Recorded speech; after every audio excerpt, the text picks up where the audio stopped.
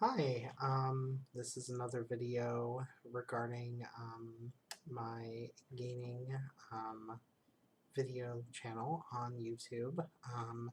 Don't have a name for it yet, but we'll work something out. So in this video, I just wanted to go over some information regarding diet and health. This is kind of an extension from the first video I recorded. It's actually on the same night, but I wanted to, break it up in parts because the other one's kind of lengthy. Um, but basically, I wanted to go over some things that may work for you in terms of gaining if you're particularly starting, and then, on a long term basis, what you can do. Because, like I said in my last video, health is important, so we all have to be mindful of that. So, the first thing that I do is there's this like pyramid, not the food pyramid, so that's something separate. There's a pyramid that a lot of doctors like to use about the size of a meal, and that brings me to my mind. That brings me to a point. I am not a doctor, so anything I said in this video is not official medical information. It's just advice from me. So just want to put that out there. Not a doctor. So take it as you will. But basically, a lot of doctors and dietitians will do this thing where they try to explain how big your meals should be. So they usually say that on the bottom of the pyramid, your breakfast should be larger, and then your lunch should be smaller, and then your dinner should be the smaller meal. So for me, what worked for me is I took that concept and I flipped it on its head. And basically, I make my breakfast my smallest meal. So usually I'll have something like coffee and a breakfast bar. You really don't want to miss meals. It's not good in terms of just a caloric intake thing, but it's also really bad for your metabolism, and it does no goodness for you at all. So I would advise not missing meals. Even if you can get just like a little breakfast bar or a little protein bar, something to just keep your body going. Um, so I usually have a small breakfast, medium-sized lunch. So maybe I'll have like 2 or 3 protein bars, or I'll have like a small sandwich if I'm feeling up to it, or I'll have like a big, pretty medium-sized bag of trail mix with me, or something like that. And then dinner, I usually have it as my largest meal. And that's the meal that I usually like double up on portions. So I have like a regular portion, but then I usually do another one. And if I can swing it, I'll do a third one. All depends on how I'm feeling though, and how heavy the meal is. So that's really worked for me. Um, Now, food content. So, I know you've heard the old adage, and I don't know why this is such a thing, because there's other fast food places. But for some reason, people in the gaining community really like McDonald's. Now, before we start, I am no exception to that, okay? Like, I just got done eating at McDonald's. Um, I had a salad, though, and a burger, and yeah, that's it. Oh, and chicken nuggets too. So I'm not like perfect either. I like everybody else, but it should not be the like end all be all of eating food for gaining. Um, Number one, fast food in general has lots of preservatives, like massive amounts of preservatives. If you go on um, McDonald's website, or even if you like are going somewhere where you think you're eating more healthy, like Subway, like Burger King, all of the drive-through places have lots of preservatives for their food. Especially at places like Applebee's, where things are pretty much like fired up in, microwaves, and they're shipped out. All of that has preservatives because they have to package the food a certain way to keep it, put together and all that stuff. And some of it's pre-cooked and flash frozen. So you're getting a lot of stuff that really isn't going to make you gain as much as it is going to help you retain water. which is why people will, gain 30 pounds so quickly, because a lot of it's water weight, and then, something happens and they end up losing it pretty quickly. So some of it is water weight also, because sodium, helps you retain water, of course. Um, so the one thing to bypass that, as I would say, is try to cook at home as much as possible. Now, I, the hypocrite, did not cook at home tonight, but I try to cook at home as much as I can. Um, it's just generally overall like cheaper. Like you will spend a lot less money cooking at home. Like I usually, me and my partner, who are gainers, we probably spend maybe like $90 to $100 like every week on buying things at home. And the things we buy are like produce, and we buy like, like some bready things. And sure, we have our fair share of treats too. Like we probably spend like $15 to $20 on treats. So like I have, Chips Ahoy in my pantry or whatever. But as far as meals go, we just get a lot of good food, and we just make a lot of it. So a typical thing for me that's worked in the past that really helped with my gains. So early on, in my other video, I did do about the 30-pound thing where I did eat a lot of fast food, which did help jumpstart it. Um, so you can do that. Like if you wanted to just get a running start, if you wanted to do that, you could. I would not recommend it on a long-term sustainability thing. It pretty much would just be to get your body into gaining mode.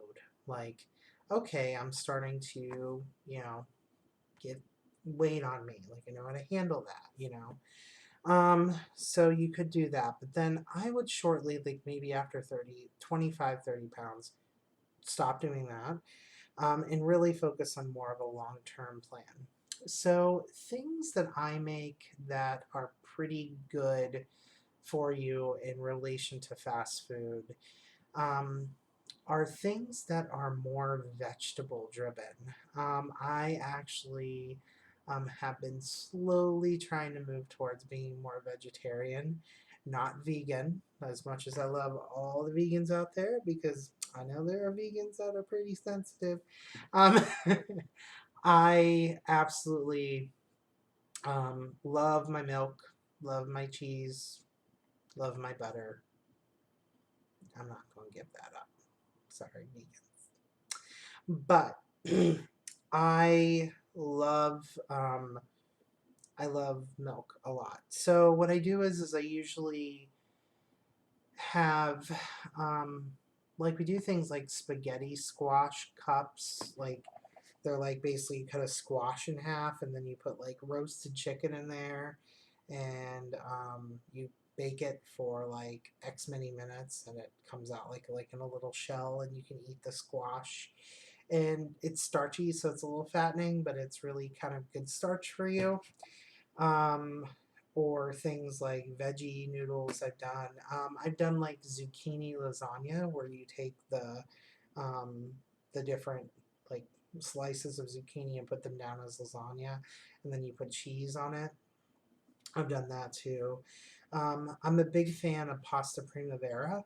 It's probably one of my favorite recipes of all time. Lots of vegetables, really, really, really just healthy for you and extremely flavorful. And you've got the starch there, so that's kind of fattening. You've got, especially if you pair it up with like a nice garlic bread, a little bit of wine. I mean, it's way amazing, and it's so much cheaper for you than fast food. Like if I make me and my partner a batch of pasta primavera, probably looking maybe like at $15 for two people by the time I buy all that. I mean, the wine is a little extra. That's not necessarily a thing that would go with it. But I mean, by the time I get all the vegetables for that, it's the price of like one meal at McDonald's for two people. That's way healthier, and you get more, and it will have more calories. So that's another dish that I usually do. And what I'll do is I'll eventually, I'm thinking, depending on how this goes, is I might do like a cooking like show with this. I don't know if anybody would be interested in that. Please feel free to leave comments below, or you can email me on Grommer, let me know. But I'm happy to do whatever thoughts you guys may have. So keep me posted as to what you, the viewers, would want.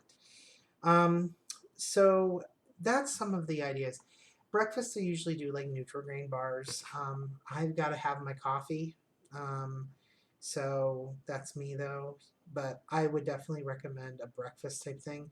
So try to do it where you do um, a base protein and then two starches in something like kind of fattening is like the smaller thing. So, like for example, in pasta primavera, you've got a starch, and you got that starch being the larger amount. Your starches should also be complex carbohydrates. You should really try to stay away from simple refined carbs. The reason being is they're great for gaining because they put your body in this mode where it like just stores all of those carbohydrates, increases your fat cells, like it loves to eat that up.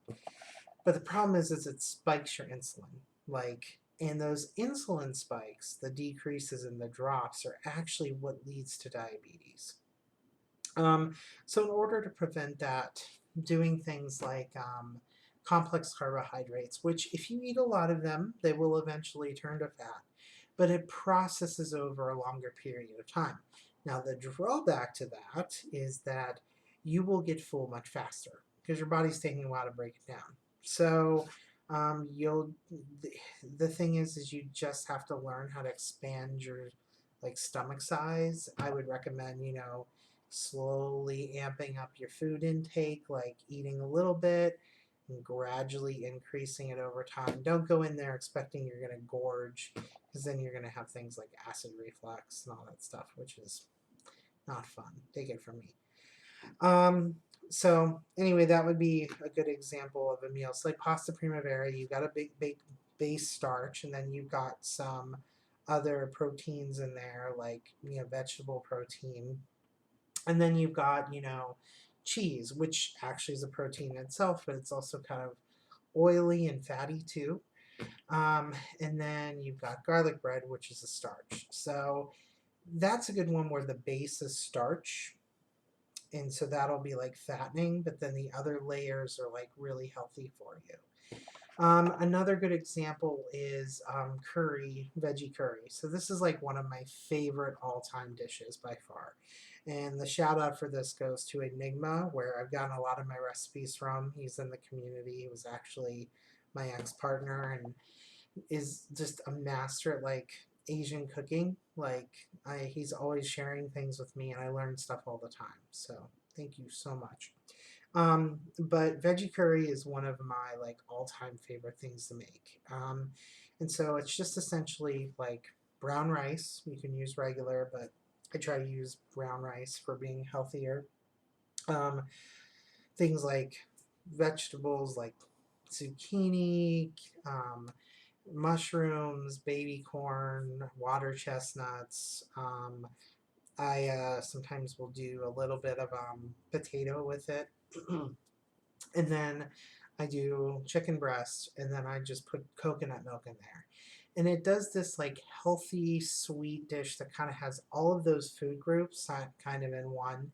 And it's really perfect for like a cold winter's night. Like that and chili is another thing that I love to make. And I usually make that with ground turkey, which kind of makes it healthier too.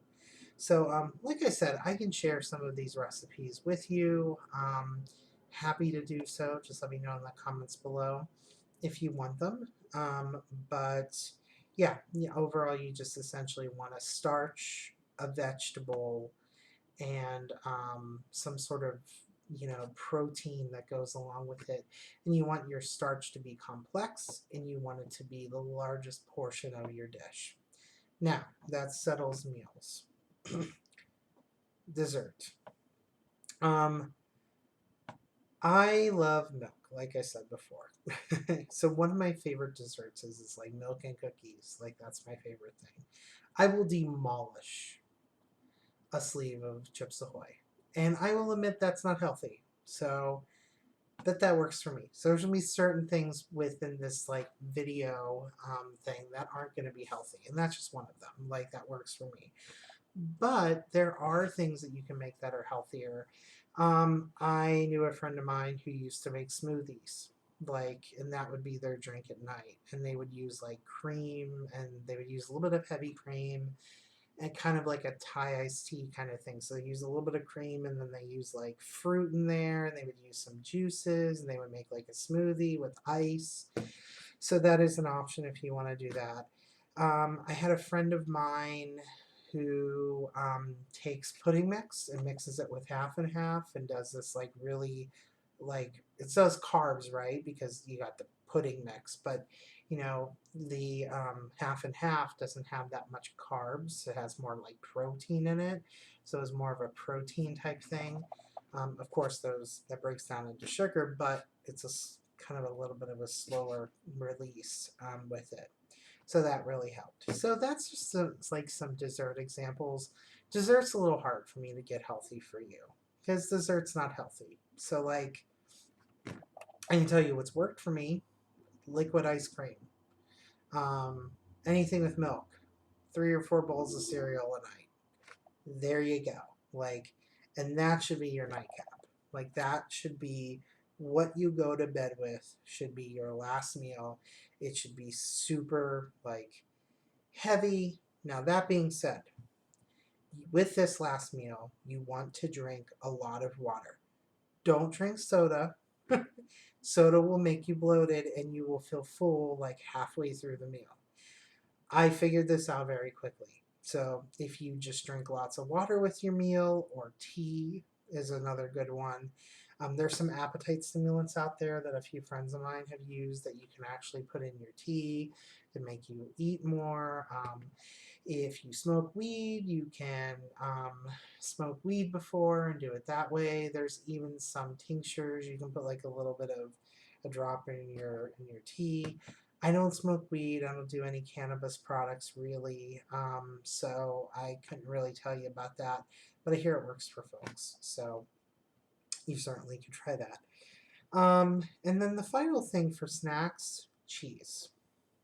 Cheese, cheese, cheese. Cheese is fattening. It's a protein. It will turn into some sort of fat due to how it breaks down. However, you have to eat it with other things too, like crackers. So crackers and cheese will be your friend. I knew a friend of mine who used to eat cheese was out of a can, like, and it works. Like, cheese is like nature's god, like gift to us from God or whatever. But I love cheese.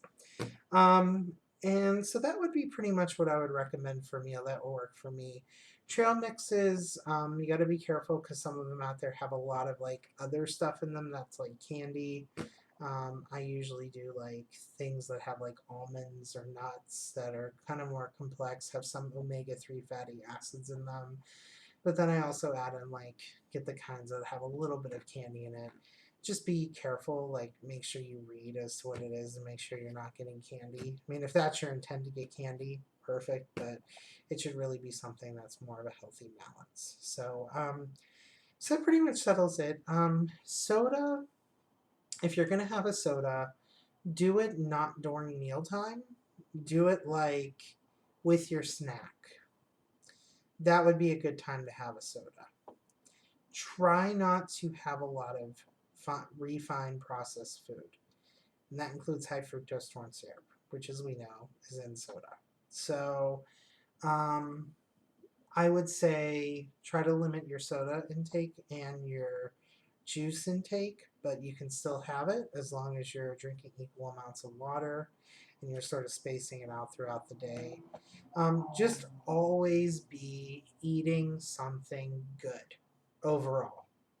Like, if you're like doing nothing, you should be eating something. Okay? It's really like that simple. Like, so, like, The TLDR version of this is lots of healthy food, eating all the time, and then the food pyramid that's reversed that I told you about. That's pretty much it. So let me know in the comments below, or message me if you want those recipes. Happy to provide them to you. Happy to put on some demos if you'd be interested in such a thing. But thank you so much for watching, and if you like what you see, you can subscribe. Again, I don't know when I'll be making this stuff, but enjoy. Bye.